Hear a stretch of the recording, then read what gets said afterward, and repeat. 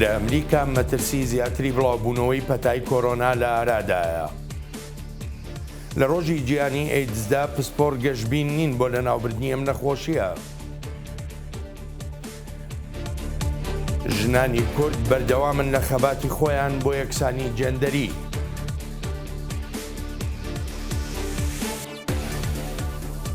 برنامه کورد کۆنێکشنە دەنگی ئەمریکا لە واشنگتۆنا پایتەخت سلااو و رێزێن من ساڵح دەمی جەرج بووە بینەرن هێژا لە هەر جهە و دەڤەرەکەون لێ دەبینن.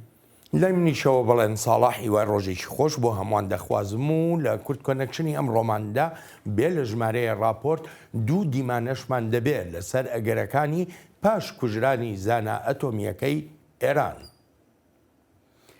شارەزایە حکوومەتە ئەمریکیە نەخۆشیین ڤەگوهێز دەبێژە ئەمریکا ڕاستی گوربوونەکە بەردەوامە ڤیرۆسە کۆرۆنای دەبێت ناوبەرە هەردوو جەژنین تانکسگیڤین و کریسماسێدا. ئاخافتنên ئانتۆنی فاوچی tên دەمەکێدا کو پشوویە تانکسگیڤینگ ڕاستی پیوانên tundên ساغلەمیە لە سەرانسەری وەلێت بوو. فاوچی لەسەر کەناڵە ABC هشداریدا کو ئەمریکا دێ پشتی تانکسگیڤینگ زێدەبوونەکێ لەسەر زێدەبوونەکێ ببینە. شارەزایên ساغلەمیە داخوازجێ ئەمریکیان کردبوون کو divê cejnê li malên xwe bimînin û kombûna nekin lê pêgiriyeke temam bi van daxwazan nebû. Berpirs handeriya xelkê dikin ku hişyar bin ta ku vaksînek bi berferehî amade dibe û tê belavkirin. هاوکاتی ئەم هەوڵانە لەسەر مەترسیەکانی پەتای کۆرۆنا بە تایبەتیش وەک باز دەکرێت لەم ماوەی نێوان ڕۆژی سپاسگوزاری و جەژنی کرسمسدا ئەگەری زیاتری بڵاوبوونەوەی ئەم پەتایە هەیە هەر بۆیشە ئەمریکا لەخۆ ئامادەکردندایە. ئەو ئامادەکردانە چۆنن؟ وەڵامی ئەم پرسیارە لەم راپۆرتەدایە. دوای وەرگرتنی مۆڵەتی پشوو لە کار بۆ جەژنی سوپاسگوزاری ڕۆژی پێنجشەممەی ڕابردوو زۆرێک لە ئەمریکایەکان دەگەڕێنەوە بۆ سەرکارەکانیان. هاوکاتیەوەی زۆرێک لە خەڵکان مانەوەیان لە ماڵەوە بۆ پشۆکە هەڵدەبژێرن هاوکات کەسانی دیکە گەشتیان کرد بۆ ئەوەی چاویان بە خۆشەویستەکانیان بکەوێت. کاربەدەستانی تەندروستی و ڕابەرانی هەڵبژێردرا و دەترسن لەوەی ڕەنگە ئەوە ببێتە هاندەری بڵاوبوونەوەی زیاتری پەتایی ڤایرۆسی کۆرۆنا. دکتۆر ئانتۆنی فاوچی بەڕێوەبەری ئینستیتوتی نیشتیمانی بۆ نەخۆشیەکانی حساسیەت و درمەکان گوتی تر لە 4 ملیۆن حاڵەتی پەتاکە لە مانگی 11دا لە ئەمریکا تۆمار کرا کە دوو هێندی ژمارەی مانگی دەیە. ئێمە نامانەوێت خەڵک بترسێنین بەڵام ئەوە ڕاستیەکەیە. ئێمە گوتمان ئەو شتانە ڕوودەدەن لەو دەمەی پێدەرینە کەشوهەوای ساردەوە هەروەها کە دەستمان بە گەشتکردن کرد جا هەموو ئەوانە ڕوویاندا و دووبارەش ڕوودەدەنەوە. بەهۆی زیادبوونێک لە حاڵەتەکانی پەتاکەدا شاری لۆس ئەنجلس کە قەرەباڵغترین شارە لە ڕووی ژمارەی دانیشتوانەوە لە ئەمریکادا فەرمانی گرتنەبەری ڕێکاری نوێی بە یەکنەکەوتنی کۆمەڵایەتیدا لەوانە فەرمانی مانەوە لە ماڵەوە بۆ 3 هەفتە ئەوەی لەم هەفتەیەوە دەست پێ دەکات. لە قۆناغی کۆتایی وەرزی ئاساییدا یەکێتی فوتبۆڵی نیشتیمانی فەرمانی داوە بە داخستنی شوێنەکان بۆ ئەنجامدانی چالاکی وەرزشی ئەندامەکانی. بەڵام شارەداری شاری نیویۆرک بیلدی بلاسیۆ ڕایگەیان خوێندنگەکانی سەرەتایی دەکرێنەوە و بڕیارێکی پێشووی هەڵ دەوەشێنێتەوە. لە سەرانسەری ئەمریکا ڕەخنەلا کاربەدەستان گیراوە بۆ ڕێگەدانیان بە نان خواردن لە نێو ڕێستۆرانتەکان و هەروەها بارەکان بەکراوەیی بمێننەوە. هاوکاتیەوەی خوێندنگەکان داخراون شارەزایانی پزیشکی ئاماژەیان کردووە بەوەی منداڵان ڤایرۆسەکە بڵاو ناکەنەوە هاوشێوەی کەسانی گەورە بڵاوی دەکەنەوە. با هەوڵ بدەین منداڵان بگەڕێنینەوە بۆ خوێندنگەکان بەڵام با هەوڵ بدەین ئەو شتانە کەم بکەینەوە ئەوانەی درێژە بە بڵاوبوونەوەی پەتاکە لە نێو کۆمەلگادا دەدەن. ئەوەی هەوڵ دەدەین خۆمانی لێ بە دوور ڕاگرین. جا ئەوانە ئەو شتانن کە ئێوە بە باشی دەیزانن وەک باڕەکان و ڕێستۆرانتەکان کە دەتوانن بەبێ ماسک لە نێویاندا دابنیشین. ئەوانە ئەو شتانن کە پەتاکە لە نێو کۆمەلگادا بڵاو دەکەنەوە نەک خوێندنگاکان. بەهۆی دەرکەوتنی ڤاکسینێک لە ئاسۆدا دکتۆر فاوچی و کاربەدەستانی دیکەی تەندروستی گشتی واهانی هاوڵاتیان دەدەن بەردەوام بن لە پەیڕەویکردنی ڕێکارەکانی سەلامەتی وەک بەکارهێنانی ماسک و دوورکەوتنەوە لە قەرەباڵغی و بە دوورڕاوەستان لە کەسانی دیکەوە. ڕاوێژکاران لە ئەمریکا ئەوانەی هەڵبژێردراون لەلایەن سەنتەرەکانی کۆنتڕۆڵکردنی نەخۆشی و خۆپاراستن لەم هەفتەیەدا کۆ دەبنەوە بۆ بڕیاردان لەسەر ئەوەی چۆن بڕی بەرایی ڤاکسینەکە دابش بکەن هەر کاتێک ڤاکسینەکە ڕەزامەندی حکوومەتی بەدەستهێنا. ماینا di nav cihan da bo hefteyan û bê axaftin û xwarin û liveke guncaw gelek daxan li dû xwe dihêle û bandoreke dem dirêja vîrusa koronayê nîşan dide û پرسیارێکên westebûnê bihintengî jana masûlkan serêşî nebûna balansê û ji bîrkirinê encam dide. زۆر کەس کە بە شێوەیەکی جددی تووشی کۆڤید-19 بوون چەند مانگێک دوای جێهێشتنی نەخۆشخانەش هێشتا لەگەڵ کاریگەریەکانی ئەو ڤایرۆسەدا هەڕوبەڕوون. پابلۆ ئەگیۆلار تەمەن 56 ساڵ لە بارسۆلۆنا یەکێک لەو کەسانە بووە ئەو 3 مانگی لە نەخۆشخانە بەسەر بردووە. مانگێک لەو 3 مانگە لە بەشی ICU بووە. ئەو ئیستا 5 مانگە نەخۆشخانەی بەجێهێشتووە. ڕاستیەکەی من شۆک بووم چونکە وامزانی دەتوانم باشتر ڕێ بکەم. کاریگەرە درێژخانەکان هێشتا ماونەتەوە زۆریشن. ماندوو دەبم. دەترسم بەتەنیا بڕۆمە دەرێ. من سەگێکی بچووکم هەیە. بردنە دەرەوەی ساگەکەم بە پرسیارەتێکی گەورە دەزانم کە ناوێرم بیکەم. ئەگیۆلار بەشێکە لەو کۆمەڵە ڕزگاربووی کۆڤید-19 کە بەشداری بەرنمەیەکی چاکبوونەوە دەکەن لە نەخۆشخانەیەکی گشتی بارسۆلۆنادا. چالاکیەکان بریتین لە ڕاهێنان بۆ بەهێزکردنی ماسوولکەکان و باشترکردنی هاوسەنگی و فراوانکردنی جەم و جۆڵەکانی لەش. یەکێکی تر لە بەشداربووان یۆڵاڵیا کەنێڵایە، دایکێکی تەمەن 49 ساڵ بە 2 منداڵەوە کە وەک پەرستدارێک لە کاتی چاودێریکردنی نەخۆشەکان لە خەستەخانە تووشی ڤایرۆسەکە دەبێ. ئەو لە نەخۆشخانە نامێنێتەوە بەڵام تووشی هەوکردنی سیەکان بووە و بۆ ماوەی مانگێک لە ماڵەوە لە جێگەدا بووە. لە هاویندا پێیوا بووە کە باشتر بووە بەڵام زوو هەست بە نیشانە نوێەکانی نەخۆشیەکە دەکات وەک وەرینی قژەکانی و سڕبوونی دەستەکان و ئازاری ماسوولکەکان. ئەو دەڵێ ڕۆژێکی بەبێ ژانەسەر تێنەپەڕاندووە. بەم دوایانە پزیشکەکان بۆیان دەرکەوت کە سیەکانی بەباشی کار ناکە. بۆیە کاریگەری خستووەتە سەر گورچیلەکانیشی. کاتی چالاکیت کورد دەکاتەوە بۆ 3-4 کاتژمێر لە ڕۆژێکدا. کاتەکانی تر دەبێت لە پشوودا بیت و ڕاکشابیت. کاتی نان خواردن دەبێت بە منداڵەکانت بڵێیت هەرچی خۆتان دەتوانن دروستی بکەن چونکە دایکتان ناتوانێت لە شوێنی خۆی هەستێت. دکتۆر ئەستەر مارکۆ چاودێری پرۆگرامی گەڕانەوەی نەخۆش بۆ دۆخی ئاسایی دەکا کە کەنێڵاشی تێدا بەشدارە. هەروەها ئەویش لە بەهاردا تووشی کۆڤید-19 بووە بەڵام پێچەوانەی نەخۆشەکانی تر بە خێرایی چاک بووەتەوە و ئیستەش گەڕاوەتەوە بۆ سەر کارەکەی. 2 گروپی گەورەی نەخۆشمان هەیە. ئەو نەخۆشانە کە ڕاهێنانیان پێنەکراوە ئەمانە زوو ماندوو دەبن و ئازاری مەسوولکەیان هەیە و تەنانەت ئەو کاتانەش کە لە پشودان هەست دەکەن کە هەناسەیان تەواو نییە. دواتریش گروپێکی تر لە نەخۆشەکان هەن کە کێشەی قودان یان قسەکردنیان هەیە. مارکۆ پێی وایە کە 15 بۆ 20% نەخۆشەکانی کۆڤید-19 کە لە نەخۆشخانە خەوێنراون پێویستیان بە پرۆگرامێکی جددی گەڕانەوەی نەخۆشە بۆ دۆخی ئاسایی. ئیسپانیا بە 1.5 ملیۆن حاڵەتی توشبوون بە ڤایرۆسی کۆرۆناوە 6مین وڵاتە لە ڕووی بەرزی ڕێژەی توشبوونەوە کە تاوەکو ئیستا تۆمار کرابێ. 4 ساڵ لەمەوبەر حکوومەتەکانی وڵاتان لە سەرانسەری جیهاندا وابەستە بوون بەو ئامانجانەی نەتەوە یەکگرتوەکان داینابوون کە دەبوونە مایی کۆتایی هێنان بە نەخۆشی ئەیدز. بەڵام لە هەمان کاتیشدا گومان هەبوون لەسەر پێکانی ئەو ئامانجانە و پرسیارگەلێکی زۆریش هەبوون سەبارەت بەوەی بۆچی زۆر قورسە جیهان بگاتە ئەو ئامانجانە. جیهان لە ساڵی ڕابردوودا ئەڵبەتە کۆمەڵی هەوڵی داوە و میکانیزمی تەواوی لە بەردەستدا بووە بۆ لە ناوبردنی پەتای ئەیدز. ئەو دەرمانانەی بەکاردەهێنران وهایان کردبوو ئەستەم بێت ڤایرۆسی HIV لە کەسێکی نەخۆشەوە بگوێزرێتەوە بۆ کەسێکی تر. 4 ساڵ لەمەوبەر وڵاتان پەیمانیاندا بوو و وابەستەش بوون بەوەی 3 ئامانج بپێکن. یەکەمیان دەستنیشانکردنی لە سەدانەوەتی ئەوانەی ئێدزیان هەیە. دووەمیش دابینکردنی چارەسەری تەندروستی بۆ لە سەدانەوەتی ئەوانەی تووشی ئێدز بوون و سێهەمیش لە ناوبردنی ڤایرۆسەکەیە لە ناو لە سەدانەوەتی ئەوانەی هەڵگری ڤایرۆسەکەن. بەڵام لەگەڵ ئەمانەشدا وەک پسپۆر دەڵێن هێشتاش نزیک نەبووینەتەوە لەوەی بگوترێ کۆتایی تەواوەتی بەم نەخۆشیە دەهێنرێت. وەک دەڵێن ئەمەش کێشەیەکی گەورەیە بە تایبەتی بۆ گەنجان چونکە وەک بارێکی ئاسایی سەردانی پزیشک ناکەن و هیچ پشکنینیەکی تەندروستیشیان بۆ ناکرێ تا ئەو کاتەی نیشانەکەی ئەیدزیان تیادا دەردەکەوێت. کوشتنا زانیارê navokiyê Îranê Muhsin Fexrîzade girjiyên berê di navbera Îranê û İsraîlê de hîn bêhtir kirin ku Îran İsraîlê bi kuştina wî tawanbar dike.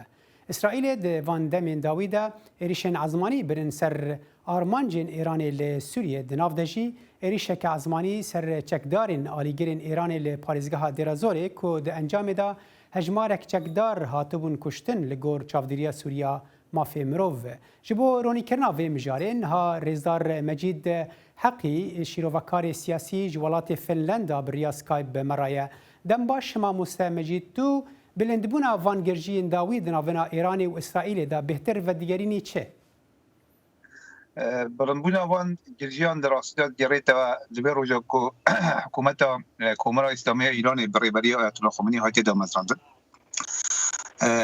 حکومت ایران لروجا دا مزراندن خوی حتی بگوی دا اسرائیل وقت ولاتک برسمینه ناسیه به چندین جران ریبرین ایران قول دانه که اسرائیل نقشه جغرافیا جهانی دا محو بکن سال 2011 آیت الله خامنه‌ای 2014 بودن آیت الله خامنه‌ای فرمان جهادی دا بو که اسرائیل نمینید هموی آوانه وکرینه که او جدیه و که جدیه ایدئولوژیک و استراتژیک بیت برشاود در ویجی ایران وان مده 40 سال در باز بوده حاول که اواکد بجنه کوراهی استراتژی خو بابت سنور اسرائیلی بپشتیلی کردن حزب الله بپشتیلی کردن هیزن تروریست حریم دا خواست مای بشتاری کردن شر نوخویا سوریه و جیبجی کردن هیزن خوید سپاه پاسداران لویری دا و برنا چکوچوران بویر دا دراستی دا بویا حرشای دلق مزن لسر همنوع نتویا ولات اسرائیل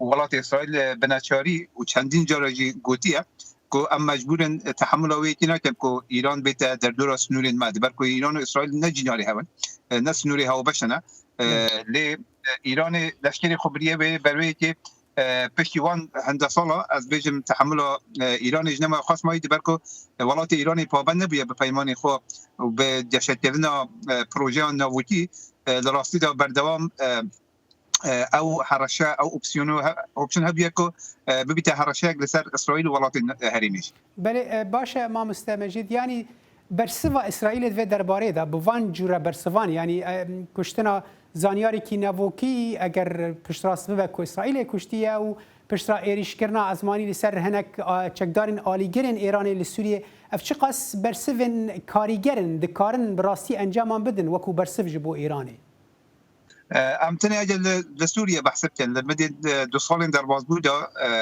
اسرائیلی به اجل نبیجم به صدان جرا به دهان جرا ایران کتانه به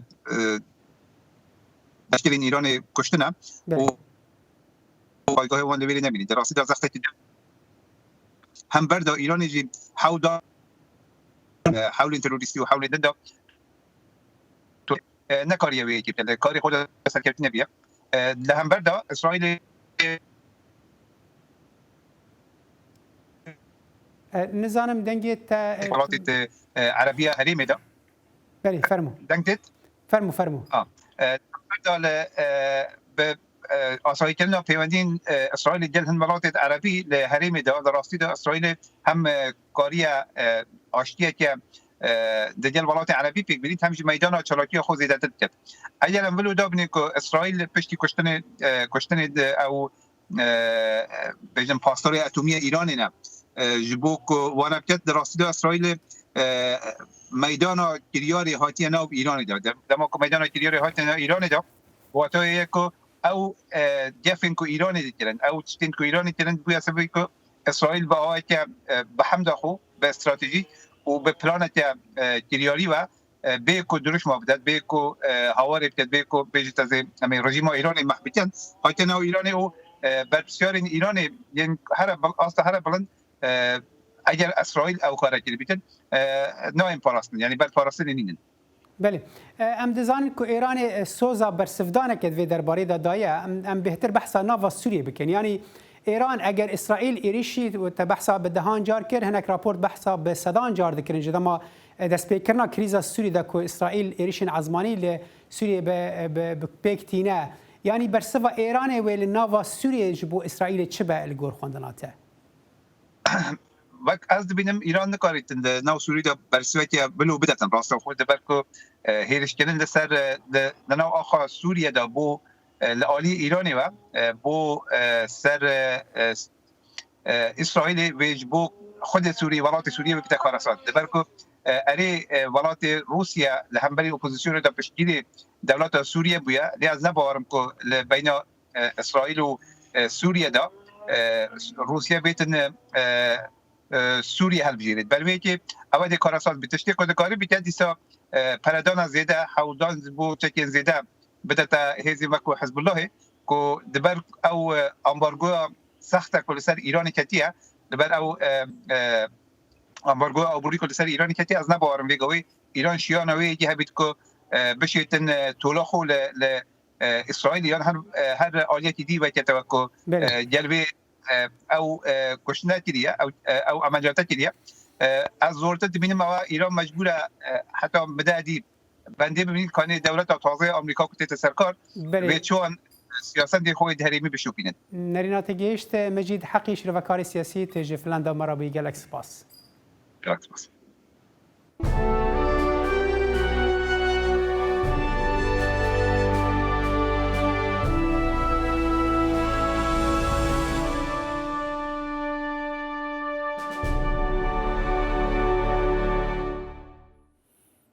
ڕۆژی هەینی ڕابردوو کۆماری ئیسلامی ئێران ڕایگەیان محسن فەخریزادە زانای ئەتۆمی ئێران لە نزیک تارانەوە تەقەی لێکرا و کوژراوە. فەخریزادە کەسێکی سەرەکی بووە و ئەندازیاری سەرەکیش بووە لە بەرنامە ناوچیەکەی ئێراندا. لەم ساڵدا دوو کەسی گرنگ لە ژیانی سیاسی و ئاسایشی ئێراندا کوژراون. لە سەرەتای ساڵدا قاسم سولەیمانی سەرکردەی باڵای پاسداران و ئێستاش فەخریزادە. کورد کۆنێکشن ڕاستەوخۆ لە ڕێی سکاپەوە میوانداری شەماڵ بەشیری شیکەرەوەی سیاسی دەکات. کاک شەماڵ سوپاس بۆ ئامادەبوون و یەکەم پرسیاریشم ئەوەیە کوژرانی کامیان کاریگەری زیاترە بەسەر ڕژێمی کۆماری ئیسلامی ئێرانەوە قاسم سولەیمانی یان فەخریزادە؟ سەرەتا سڵاو ڕێز بۆ ئێوەی هێژا و بینەرانی بەرنامەی کورد کۆنێکشن. لە ڕاستیدا دەبێ ئەوە ئاماژەی پێ بکرێت کە ئەو کەسانێک کە لەو قۆناغەدا لەو ماوەی ڕابردوودا کوژراون هەر کەسە جێ پێگەیەکی تایبەتی خۆی هەبوو هەر بۆیشە لەبەر ئەو گرنگێکی هەیان بۆ کراونەتە ئامانج. ئەگەمە تەماشا بکەین سیستماتیکێک لە ئارادا هەیە لە شێوازی کوشتنی ئەم کەسانەی سەرەتا لە ئەگەر بەگشتی قۆناغی 10 ساڵی ڕابردوو لەبەر چاو بگرین تهرانی مقدم وەکو فەرماندەی بەرنامەی موشکی ئێران لە ئیسفەهان تیرۆر کرا یا بڵێن کوژرا. لە قۆناغی دووهەمدا کەسایەتی لەم ئاستەدا قاسم سولەیمانی بوو کە فەرماندەی سوپای قودس بوو و بەڕێوەبەری کاری تێرۆری کۆماری ئیسلامی لە دەروەی سنوورەکانی خۆی بوو. و ئێستاکەش لە هەنگاوی سێهەمدا لە هەمان ئاست و پلەدا محسین فەخریزادە دەکوژێت کە بەرپرسیاری بەرنامەی ناوکی ئێران لە گواستنەوەی بۆ چەکی موشکی دوورهاوێژە. ئەمە ئەومان پێنیشان دەدات کە ئەوانە هەمویان جێگە پێگەیەکی تایبەت بخۆیان هەیە لە ئەو پێگە عسکەری ئەمنیەی کە ئێران لە ناوخۆی و لە دەرەوەی سنوورەکانی خۆیدا هەیەی. کاک شەماڵ ئەلبەتە لە ئێستادا زۆرمان گوێ لێ دەبێنی لە ڕۆژی 27 مانگەوە لە ڕۆژی هەینی ڕابردووەوە گەورە و بچووکی کاربەدەستانی ئێرانی باز لەوە دەکات کە تۆڵە دەکەنەوە. تۆڵە لە کێ؟ و چۆن چ تۆڵەیەکیان هەیە؟ دەبێت سەرتامە بڵین کە ئەم لێدوانانی کە سەرەتا تا ئێستاکانە دراون زۆر لێدوانی دژبەیەکن یعنی ناکۆکێک تێدا هەیە. ئەمەش دەتوانێت جۆرێک ئاماژە بێ بۆ ئەو شڵەژانە بۆ ئەو پانیکەی کە دەسەڵاتدارانی سیاسی ئەمنی و عسکەری لە ئێران لە دەرەنجامی ئەم کوشتنەدا تێکەوتون. لەلایەکی دیکەوە زۆر بە هاسانی پەنجەی تاوان بەرەو ئیسرائیل چووە و ئەوان ئیسرائیل وەکو لایەنی بەشداربوو ئەمە دەکرێت. ئەمەش لەبەرەوەی کە پێشتر نەتانیاهۆ و کاربەدەستانی دیکە پسپۆڕانی بەشی بەرنامەی ناوکی ئێرانیان کردوتە هەدەف هەم بە قسەکردن و هەمیش لە پراکتیکدا. هەر بۆیە کە باز لە تۆڵە دەکرێتەوە ئاماژە زیاتر تۆڵەکردنەوە لە دەوڵەتی ئیسرائیلە کە ئێران وەکو دوژمنی استراتیژیکی خۆی لە هەرێمەکەدا دەستنیشانی کردو. بەڵام ئێران هەر بەتەنها ئیسرائیلی گونابار نەکردووە. ئیسرائیل لە ئەمریکایە تەنانەت ڕێکخراوی مجاهیدی خەڵکیشی گونابار کرد. ئەمڕۆ پێشەم بەرنمەیە هەواڵەکان ئاماژەیان بەوە دەکرد کە کۆماری ئیسلامی ئێران دەڵێ دەستگای هەواڵگیری وڵاتانی تریش بەشدارن لەم کردەی کوشتنەیە.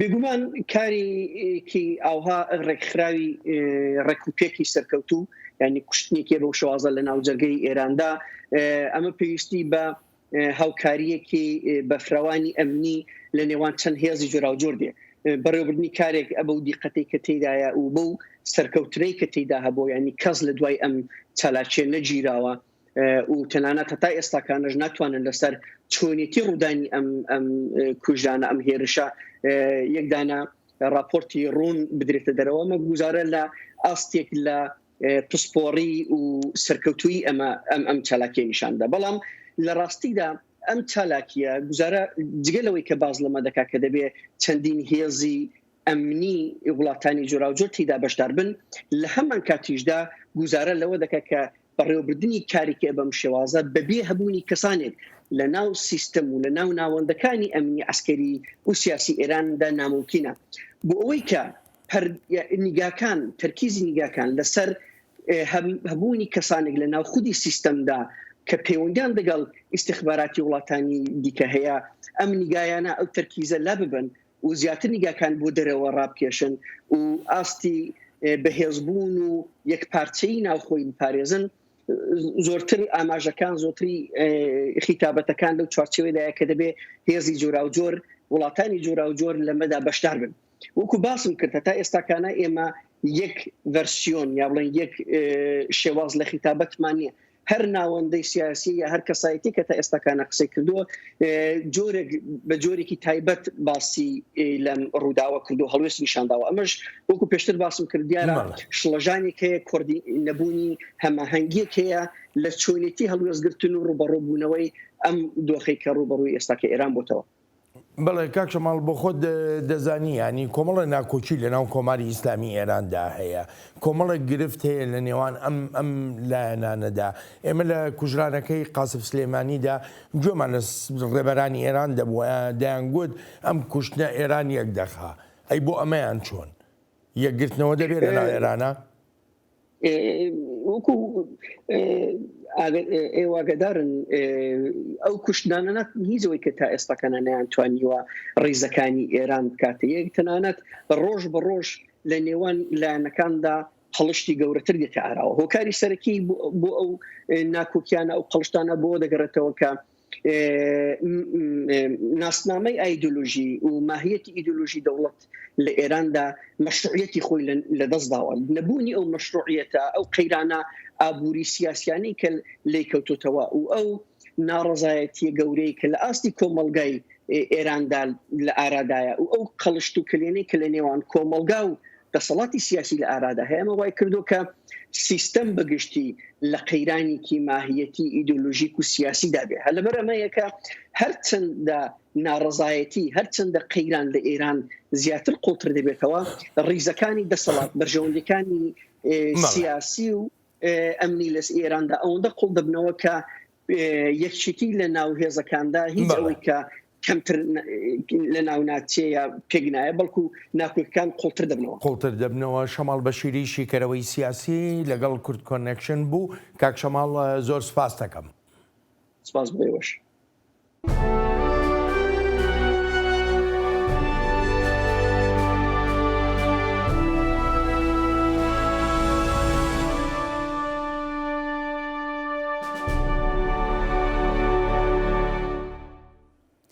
شەرێ هەرێما تیگرێ یا ئەتیوبیا بە دەهان هەزار کەس نەچارکردن کۆ خۆ لە کامپێن پەنابەران بگرن لە سوودانێ جێهێ کۆ گروپên ئالیکاریە زەحمەتیان دابینکردنا ئالیکاریاندا دەبینن.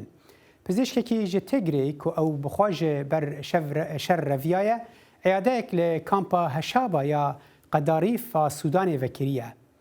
دالرێلۆ گیۆش پزیشکێکی ناودار بوو لە باژارê هێمۆرایە ئەثیۆبی کە ئونها ئەو هەواڵên xwe alîkariyên tenduristî pêşkêşî penaberan dikin. کامپا هشابا نزیکی 16,000 پنابر و دحاوینه که 7 صدی جه جنو زاروکن.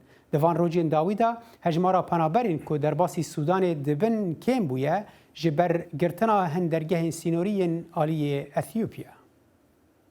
ژنان هەرێمی کوردستانی عراقدا پێکەوە لە کارکردنیکی بەردەوامدان و لە ململانەیەکی گەورەشدان بۆ دەستەبەرکردنی مافەکانیان و هەروەهاش لە پێناو بەدیهێنانی یەکسانی جەندەریدا.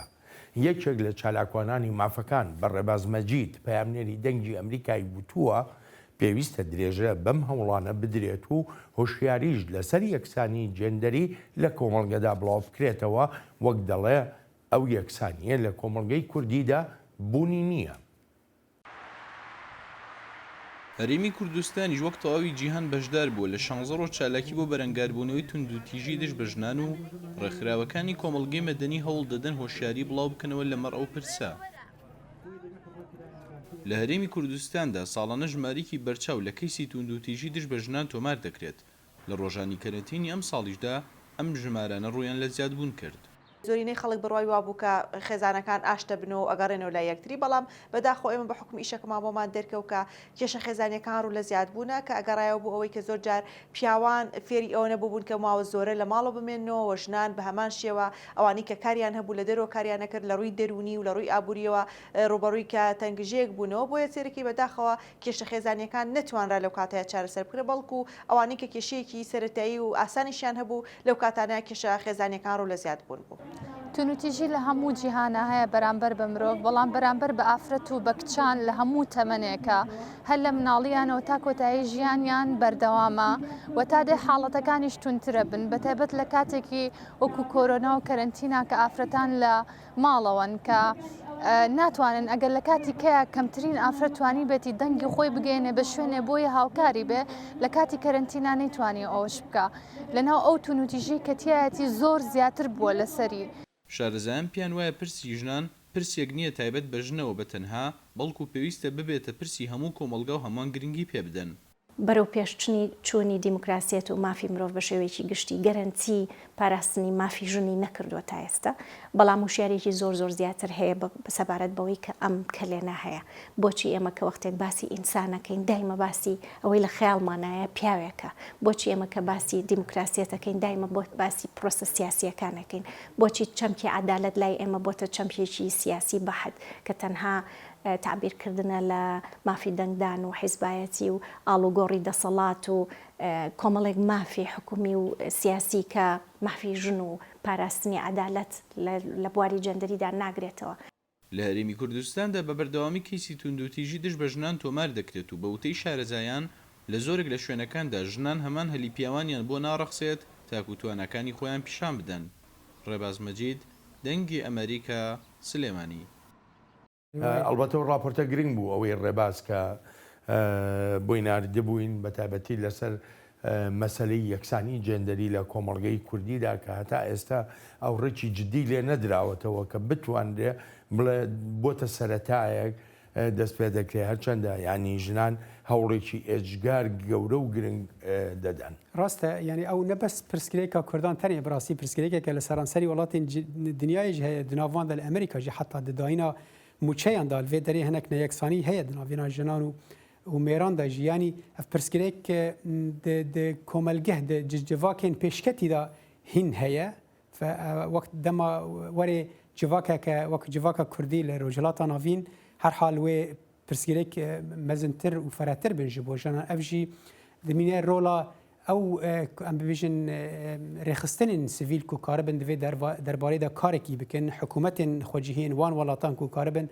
yarmetî û em bibêjin alîkariyê divê derbarê de bikin pirsgirêkeke bo demekirdin êjgar zor لەسەر مەسەلەی پرسی ژنان بەڵام بەداخەوە کاتی بەرنامەکەمان لێرەدا کۆتایی دیە هەر لە خۆشیە جێتان بێڵی. خۆشیە.